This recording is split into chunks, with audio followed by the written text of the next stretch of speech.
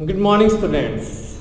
अभी तक हमने ब्रिटिशर्स ने कैसे इंडिया पर अपना जो इनिशियल ईयर्स में जब वो ट्रेड से उन्होंने कैसे अपनी टेरिटरी एक्वायर करी, यहाँ तक अभी हमने पढ़ा कौन कौन से बैटल्स फॉट करे फ्रॉम द अदर कंपनीज, जो यूरोपियन कंपनीज से कौन से बैटल्स फॉट किए इंडियाज के नवाब से, ओके, जो कि नवाब ऑफ बंगाल से, ओके।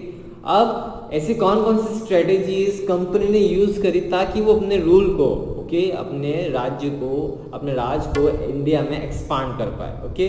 सो आइए हम पढ़ते हैं। सो एज रॉबर्ट क्लाइव जो थे, जो कि जनरल थे उस समय उनके सेना के, ब्रिटिशर्स के सेना के, उन्होंने काफ़ी सारे स्ट्रेटेजीज बनाई, ओके। तब 1757 से 1857 के बीच में ब्रिटिशर्स ने काफ़ी सारे इंडियन टेरिटरीज को एक्वायर किए, यानी कि 100 साल के पीरियड में उन्होंने काफ़ी सारे इंडियन टेरिटरीज को एक्वायर किया। और वो दो तरीके से किया, या तो वहाँ पर कुछ ऐसी स्ट्रेटेजीज इम्प्लीमेंट की या फिर वहाँ पर डायरेक्ट मिलिट्री अटैक किया। आगे जाके हम पढ़ेंगे कौन कौन सी स्ट्रेटेजीज और कौन कौन सी जगहों पर मिलिट्री अटैक्स किए गए, ओके। सबसे पहला जो उन्होंने एक स्ट्रेटेजी बनाई थी वो थी appointment of residents, okay. Residents appointment करने का मतलब है कि जिन जिन जगहों पर वो अपना टेरिटरी चाहते थे या जिन जिन प्लेसेस पर वो अपना रोल चाह रहे थे, वहाँ पर उन्होंने अपने ब्रिटिश ऑफिशियल्स, अपने ऑफिसर्स, अपने आर्मी के जो कमांडर्स थे, बड़े जो ऊंची पोस्ट पे थे, उनको उन जगहों पे रिसाइड करना, उनको वहाँ पर बसाना स्टार्ट कर दिया। जब वो वहाँ पर बसने लग गए, ऑब्वियसली अच्छी वेल्थ होने की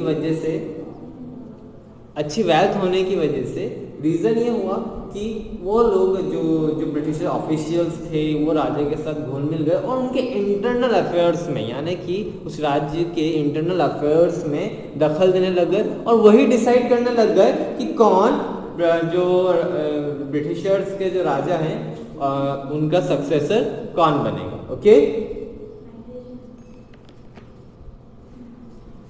इसके साथ साथ subsidiary alliances, okay. Subsidiary alliances एक और स्ट्रेटेजी थी जो कि ब्रिटिशर्स ने इम्प्लीमेंट की थी, जो कि थी under the subsidiary alliances an Indian ruler was not allowed to maintain any independent armed forces and was supposed to pay for the subsidiary force provided by the company. अब जिन जिन जगहों पर ब्रिटिशर्स ने अपना हक जताना स्टार्ट कर दिया in their internal affairs due to the trade business की वजह से, उन जगहों पर उन्होंने एक और स्ट्रेटेजी अपनाई कि कोई भी इंडिपेंडेंट राजा उनकी टेरिटरी के अंडर जैसे इन्होंने नवाब ऑफ बंगाल के साथ, जहाँ पे उन्होंने खुद अपने नवाब दीवान अपॉइंट किए गए और जहाँ पे इनके जो ऑफिसर्स थे इंटरनल मैटर्स पे दखल देने लग गए थे राजाओं के, वहाँ पर उन्होंने एक और स्ट्रेटेजी इंप्लीमेंट की कि कोई भी राजा अपनी खुद की सेना, अपनी खुद की मिलिट्री अपॉइंट नहीं कर सकता है। उसको जो ब्रिटिशर जो अपनी आर्मी डिप्लॉय करेंगे, उसको उन आर्मी को ही डिप्लॉय करके रखना, वो अपनी खुद की इंडिपेंडेंट आर्मी नहीं रख सकता। इसके साथ साथ जब वो जो आर्मी जो ब्रिटिशर्स राजा को प्रोवाइड करवाएंगे, अपने मिलिट्री ऑफिसर जो राजा को प्रोवाइड कराएंगे, उसके लिए उनको एक अमाउंट ऑफ रिवेन्यू पे करना पड़ेगा। अगर वो कोई भी राजा वो अमाउंट ऑफ रिवेन्यू पे नहीं कर सकता, ये यूँ समझ लो किराया पे नहीं कर सकता उस मिलिट्री फोर्सेस का, तब उसका जो स्टेट है, उसका राज्य है, वो सीज कर दिया जाएगा, यानी कि वो ब्रिटिशर्स के अंडर में कर दिया जाएगा। ऐसा ही कुछ एग्जाम्पल है। 1801 में आधे से ज़्यादा टेरिटरी अवध पोर्शन की, जो अयोध्या वाला पोर्शन है, उत्तर प्रदेश वाला पोर्शन है, अवध पोर्शन, वो कंपनी ने साइज कर लिया गया था क्योंकि वहाँ के राजा ने वो अमाउंट पे नहीं कर पाया था उस मिलिट्री फोर्स, जो भी अमाउंट पे करना होगा मिलिट्री फोर्स को एज ए किराए के फॉर्म में। इसके साथ साथ हैदराबाद का भी एक इंसिडेंट होता है, ये भी इसी का एग्जांपल। हैदराबाद में भी वहाँ के राजा जो ब्रिटिशर्स की जो मिलिट्री थी उसका अमाउंट पे नहीं कर पाए थे, जो भी उनका किराया, जो भी अमाउंट ऑफ रिवेन्यू जो भी सेट किया गया था कि आपको हमारी आर्मी को यूज़ करना है, इसके बदले आपको जो भी अमाउंट आपको पे करना वो पे नहीं कर पाए थे। एज ए रिजल्ट उनकी भी आधे से ज़्यादा टेरिटरी या फिर उनका आधे से ज़्यादा राज्य उन्होंने ब्रिटिशर्स ने अपनी अंडर में साइज कर लिया गया था, ओके। अब आता है जो मैंने आपको बताया direct military rule, okay. Direct military attack कैसे, मतलब उन जगहों पर जहां पर ब्रिटिशर्स का दबदबा नहीं था, तब उन्होंने क्या करा, उन जगहों को हासिल करने के लिए वहां के उस राजा पर अटैक कर दिया, उस राज्य पर अटैक कर दिया। उसी में एक मैसूर वॉर है और एक मराठा वॉर है। ओके, मैसूर वॉर जो कि हैदराबाद से के पोर्शन में आता है, हैदराबाद के नीचे सदर्न पोर्शन में आता है मैसूर, वहाँ उस वाले रीजन में अटैक किया गया था। तो उस समय जो राजा थे वहाँ पर टिप्पू सुल्तान थे, हैदर अली थे। ओके, हैदर अली टिप्पू सुल्तान के फादर थे और टिप्पू सुल्तान के बेटे थे। आइए जानते हैं वहाँ पर क्या हुआ था। जब when company felt a threat to its economic and political interest would be launched in a direct military attack, Mysore was one such that was annexed to direct military attack. जब ब्रिटिशर्स को ये लगा कि कोई से state पर उनका दबदबा नहीं बन पा रहा है, वहाँ पर वहाँ के इंटरनल मैटर्स पर वो दखल नहीं दे पा रहे, तब क्या हुआ, उन्होंने डायरेक्ट मिलिट्री अटैक करना स्टार्ट कर दिया। उसी में एग्जांपल आता है मैसूर का। मैसूर एक ऐसा स्टेट था जहाँ पर ब्रिटिशर्स ने अपना रूल इस्टेब्लिश करने के लिए वहाँ पर डायरेक्ट मिलिट्री अटैक किया गया। ओके, एक पावरफुल टेरिटरी थी जो कि हैदर अली के अंडर में थी और उनके बेटे टिप्पू सुल्तान के अंदर। ओके, टिप्पू सुल्तान ने क्या करा, रीजन क्या था वहाँ पे अटैक करने का। टिप्पू सुल्तान ने जितनी भी स्पाइसेस उनके किंगडम है, जो southern part portion of the region है, वो जाना जाता है स्पाइसेस के लिए। ओके, स्पाइसेस के लिए। तो उन्होंने अपने किंगडम से लोकल मर्चेंट तक या ट्रेडिंग इन कंपनीज तक स्पाइसेस एक्सपोर्ट करना बंद कर दिया, जिसकी वजह से, और उसके साथ साथ जो ब्रिटिशर्स के उनके उस समय एक और दुश्मन थे, फ्रांस, है ना। तो उनके फ्रांस के साथ बहुत अच्छे संबंध थे। ओके, जिसकी वजह से उनकी जो मिलिट्री जो पावर थी वो भी ज़्यादा स्ट्रेंथ हो रही थी, क्योंकि उन्होंने फ्रांस की टेक्नोलॉजी की हेल्प से, उनकी मिलिट्री ट्रेनिंग की हेल्प से अपनी यहाँ की मिलिट्री को स्ट्रांग कर लिया गया था। तो कहीं ना कहीं ये दोनों चीज़ ब्रिटिशर्स को खटक रही थी। सबसे पहले स्पाइसेस का एक्सपोर्ट करना बंद कर दिया, दूसरा फ्रांस के साथ दोस्ती। ओके, सो जिसकी वजह से ब्रिटिशर्स को काफ़ी खटकने लगा मैसूर जो टेरिटरी थी, और उन्होंने एक ही साथ सीरीज ऑफ 4 वॉर्स लड़े, है ना। मैसूर टेरिटरी के साथ 4 बार उन्होंने युद्ध किया। Okay, which is also known as Anglo Mysore war, which was against Hyder Ali and Tipu Sultan. Okay, 4 wars किए गए। कौन कौन से ईयर में किए गए? 1967 to 69, फिर 1970 to 84, and then 1790 to 92, and lastly 1799। जो लास्ट वाला, जो 4th वाला जो ऑब्वियसली वॉर था, उसमें कंपनी को जीत हासिल हुई, जो कि कहाँ लड़ा गया था? सेरिंगापट्टनम में, जहां पर टिप्पू सुल्तान को मार दिया गया था। Mysore came under the rule of Wodeyars, the former ruling dynasty of the state. A subsidiary alliances was formed again. Okay, और यहीं पर ब्रिटिशर्स ने डायरेक्टली एडमिनिस्ट्रेट नहीं किया, वहाँ के जो फॉर्मर रूलर जो हैदर अली से या फिर टिप्पू सुल्तान से पहले उस मैसूर पर रूल कर रहे थे, वोडियार्स, उनको वो सौंप दिया गया और वहाँ पर सब्सिडियरी अलायंस लागू कर दिया गया। मतलब कि वोडियार्स भले वहाँ पे रूल कर सकते हैं, पर वहाँ की खुद की अपनी इंडिपेंडेंट मिलिट्री फॉर्म नहीं कर सकते, उनको ब्रिटिशर से ही मिलिट्री लेनी पड़ेगी। ओके, और उसका कुछ अमाउंट उनको पे करना पड़ेगा। ये हो गया मैसूर वॉर की कहानी। अब आता है सेम ऐसे चीज मराठास के साथ है। मराठास जो उससे ग्रेट एक अच्छे ओपोनेंट थे ब्रिटिशर्स के लिए। Okay, the East Indian company also wanted to overpower the Marathas during the early 18th century. After their defeat in the Third Battle of Panipat in 761, the Maratha Empire was divided into many states, ruled by the chief sardars of different dynasties such as Sindhyas, Holkar, Gaikwad and Bhosle. Okay, east Indian company भी मराठास पर काफ़ी वो हक जताना चाहती थी। जब उनका थर्ड बैटल जो मराठास के बीच, after East Indian company Marathas के बीच में हुआ, तो थर्ड बैटल जो पानीपत का था वहाँ वो हार गए थे, जो कि 1761 में हुआ था। ओके, काफ़ी सारे पार्ट्स में डिवाइड हो गया था, जिसमें कि जो मेन मैं आपको बता रहा हूँ, जो मेन जो डायनेस्टीज थी उसमें एक सिंधिया थी, होलकर्स थी, गायकवाड़ और भोसले। ओके, ये 4 घराने इसके जो चीफ थे। ओके, जो अलग अलग पार्ट्स में, स्टेट्स में डिवाइड हो गए थे। The chiefs were part of confederative military and administrative head by the Peshwa principal based in Pune. अब इनके चीफ जो थे, आप जो थे वो एक पेशवा जो थे मराठास के, वो हैंडल करते थे। ओके, जो कि प्रिंसिपल मिनिस्टर कहा जाता था, और उनका बेस कहाँ था? पुणे में बनाया गया। So the company subdued the Marathas through a series of war known as Anglo-Maratha War. Okay, यहाँ पर भी सीरीज ऑफ वॉर हुए ब्रिटिशर्स और मराठास के बीच में, जिसको कि हम एंग्लो मराठा वॉर कहा जाता है। जो वॉर एंड हुआ वो 1782 में हुआ with a treaty of Salbai and no one emerge as a clear winner. Okay, जब पहला वॉर हुआ 1782 में, तब उस वहाँ पर जब युद्ध हुआ, जब युद्ध का कोई वो नतीजा नहीं निकला, कोई रिजल्ट नहीं निकला, तो ट्रीटी साइन हुई। ट्रीटी में बहुत सारे समझौते साइन किए जाते हैं। कुछ गलतियां जहाँ उनकी मानी जाती है या सामने मीन्स दो पार्टीज अगर लड़ती है तो सामने वाली की गलती हो या अपनी गलती हो, उन पर काफी सारे साइन होते हैं, बहुत सारे समझौते किए जाते हैं। बट लेकिन इस ट्रीटी का भी कोई रिजल्ट नहीं निकला। एज ए रिजल्ट फिर सेकंड एंग्लो वॉर हुआ, जो कि 1803 से 1805 के बीच में हुआ, जहां पर ब्रिटिश ने उड़ीसा और उसके आसपास की टेरिटरीज जैसे नॉर्थ रिवर यमुना, आगरा और दिल्ली को एक्वायर कर लिया। फिर उसके बाद धीरे धीरे थर्ड वॉर हुआ 1817 से 1890 के बीच में, जहां पर मराठास पूरी तरीके से हार चुके थे। The Peshwas are expelled and sent to Bithur near Kanpur. और कहीं ना कहीं जो पेशवा जो पुणे में बैठ के अदर पार्ट्स जो आसपास के स्टेट्स को रूल कर रहे थे, उनको पूरी तरीके से हटा दिया था और उनको मजबूरी से उनको वहां से निकलना पड़ा, उनको कानपुर शिफ्ट होना पड़ा।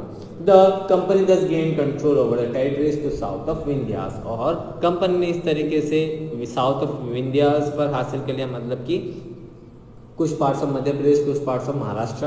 ओके, यहाँ पर हमने ये दो चीज पढ़ ली, मैसूर अटैक, मैसूर वॉर और मराठास वॉर, जिसके एग्जाम्पल हुए आपकी डायरेक्ट मिलिट्री वॉर। ओके, अब आती है एक और पॉलिसीज उनकी, जो कि आती है स्ट्रेटेजी, जिसको हम बोलते हैं the policy of paramountcy. Another policy introduced by the company to annex India state was the policy of paramountcy.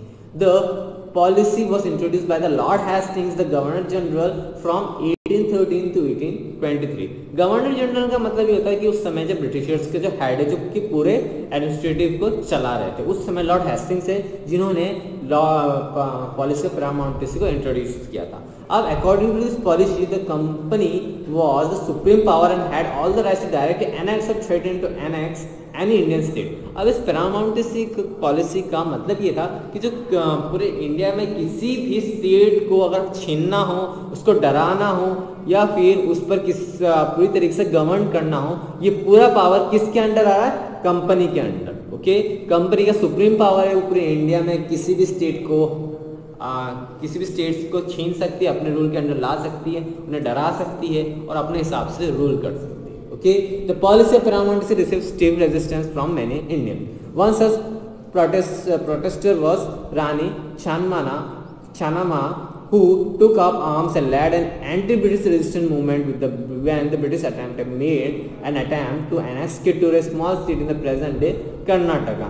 अब इस पॉलिसी जब जैसे इंट्रोड्यूस की गई तो काफी सारा विरोध हुआ। उन्हीं में से एक जो प्रोटेस्टर थे रानी चानामा, जिन्होंने ब्रिटिशर्स के अगेंस्ट वॉर किया, जब ब्रिटिशर्स किट्टूर जो प्लेस है, जो कि आज के मॉडर्न डे में हम कर्नाटका बोलते हैं, जब उसको एनेक्स करना आए थे, यानी उसको सीज करना आए थे। द ब्रिटिशर्स अरेस्टेड चानामा इन 1824। हालांकि चानामा उनसे हार गई और उनको अरेस्ट कर लिया गया 1824 में। वो प्रिजन में, उसके 4 साल बाद प्रिजन में ही मर गई in 1829। The resistance of Chennamma was continued by the Rayanna, a poor chowkidar gatekeeper from the Sangli Kittur. He managed to destroy many British camp and records with the help of supporters. However, the British were arrested and hanged him in 1830. इसके साथ साथ जो किट्टूर साम्राज्य का जो gate keeper चौकीदार था, उन्होंने जो रानी थी चानामा, उनके मरने के बाद उस movement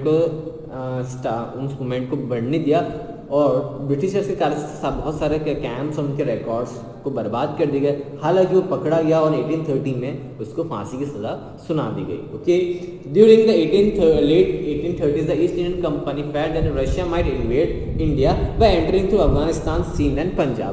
Hence the company looked to gain control over these territories. From 1838 to 1842, it fought a war with Afghanistan and managed to establish indirect company rule. In 1843, it gained control over Sindh. After the death of Maharaja Ranjit Singh, the East Indian Company fought two prolonged war with Sikh and Punjab and was annexed by the company in 1849. अब ये late 1830s में east Indian company को एक और चिंता सताने लग गई कि रशिया कहीं भारत पर अटैक ना कर दे और जो ब्रिटिशर्स पर अटैक करके भारत को अपने अंडर में ना ले ले। इसीलिए वो चाह रही थी कि अटैक करने का जो रास्ता था वो केवल एक ही रास्ता था कि रशिया जो है वो हमारे नॉर्थ वेस्टर्न पार्ट से आके अटैक कर दे ना, लाहौर, अफगानिस्तान, सिंध, पंजाब वाला एरिया। सो ब्रिटिशर्स ने एक स्ट्रेटेजी बनाई कि क्यों ना हम पंजाब, सिंध, लाहौर, अफगानिस्तान इन पर अटैक करके इनको अपने रूल के अंडर लिया, और वो सफल भी हुए। उन्होंने अफगानिस्तान को अटैक किया, उनको इनडायरेक्टली कंट्रोल करना स्टार्ट कर दिया। फिर उन्होंने अफगानिस्तान के साथ काफ़ी सारे वॉर्स लड़े इस दौरान 1838 से 1842 में, वहाँ पे इनडायरेक्ट ब्रिटिश रूल स्टैब्लिश किया। इसके साथ साथ 1843 में उन्होंने सिंध वाला पोर्शन जो कि मॉडर्न डे में पाकिस्तान कहा जाता है उसको कंट्रोल किया। इसके साथ साथ महाराजा रंजीत सिंह जो कि लास्ट रूलर थे पंजाब के, उनकी डेथ के बाद ब्रिटिशर्स ने काफ़ी सारे वॉर लड़े सिख से, और कहीं ना कहीं एट लास्ट 1849 में पंजाब को भी अपने टेरिटरी के अंडर में, जो लाहौर वाला पोर्शन जो आपको मैप में अभी दिख रहा है 1857 के मैप में, वहाँ पे आपको दिख जाएगा, और लाहौर वाला पोर्शन भी ब्रिटिशर्स ने गेन कर लिया। और इसके बाद एक और जो लास्ट पॉलिसी या फिर स्ट्रैटेजी जो इम्प्लीमेंट की थी, जो कि थी डॉक्ट्राइन ऑफ लैप्स। ओके, इसमें यह होता है कि अगर किसी राजा का अगर कोई बेटा नहीं हो पाता है ना, उसका कोई वंश नहीं बढ़ पाता, अगर उसका कोई बेटा नहीं हो पाता है, तो वो ऑटोमेटिकली वो राज्य किसके अंडर में आ जाएगा? ब्रिटिशर्स के अंडर में आ जाएगा। ओके, डॉक्ट्राइन ऑफ लैप्स जो कि एक लास्ट फेज एनेक्सेशन हुआ था, जो कि जिसको इम्प्लीमेंट किया था लॉर्ड डलहौसी ने, जो कि गवर्नर जनरल थे 1848 से लेकर 1856 में, उन्होंने इस डॉक्ट्राइन ऑफ लैप्स को इम्प्लीमेंट किया था। According to this policy, kingdom without the male heir would automatically come under the company after that of the kingdom. Okay, अब इस रूल के अकॉर्डिंग यही था कि अगर किसी राजा का अपना कोई वंशज, स्पेशली मेल होना चाहिए, लड़का होना चाहिए, अगर वो उसका वंशज नहीं बचता है, उस राजा की मृत्यु के, उसकी डेथ के बाद वो पूरा राज्य ब्रिटिश टेरिटरी के अंडर में आ जाएगा। और उसी का एग्जाम्पल है झांसी, उदयपुर, सतारा, नागपुर एंड संबलपुर। वो इन स्ट्रेटेजीज के थ्रू ही इनको अंडर में लिया गया था। Okay, and finally in 1856 the company took over Awadh, claiming that to protect it from the bad governance of the nawab of Awadh. और इसी डॉक्ट्राइन ऑफ लैप्स की हेल्प से उन्होंने जो अवध था वो पूरी तरह से एनेक्स कर लिया था, पूरी तरह से अपने अंडर में ले लिया था। रीज़न यही दिया गया था कि जो इनके है वो केपेबल नहीं है अवध को प्रॉपरली रूल करने के लिए। ओके, आपके मैं प्रोजेक्टर पे 2-3 इमेजेस दिख रही हैं ब्रिटिशर्स की, जो कि डेवलपमेंट था उनका, कि उन्होंने कैसे इनिशियल ईयर्स में उन्होंने कौन कौन से पार्ट्स को कॉन्कर करा था। तो 1797 में आप देख रहे हो, वो उन्होंने ईस्टर्न पार्ट से स्टार्ट करा था, उन्होंने क्या किया था, पार्ट्स ऑफ हैदराबाद, मैसूर वाला रीजन, ओके, जो रेड वाला पोर्शन है ब्रिटिश टेरिटरी के अंडर में। आफ्टर 1840 के आसपास देखिए उन्होंने बहुत सारे पार्ट्स को इंडिया के एनेक्स करना स्टार्ट कर दिया। एंड ये मैप है 1847 का, जिसमें ऑलमोस्ट लगभग मोस्ट ऑफ द इंडियन जो पार्ट्स थे उन्होंने अपने अंडर में कंट्रोल करना स्टार्ट कर दिया था। और ये ऐसे पार्ट्स थे जो कि इंडियन ट्रेड या फिर सबसे ज़्यादा व्यापार इन्हीं प्लेसेस से होता था। ओके, आज के लिए इतना ही, थैंक यू।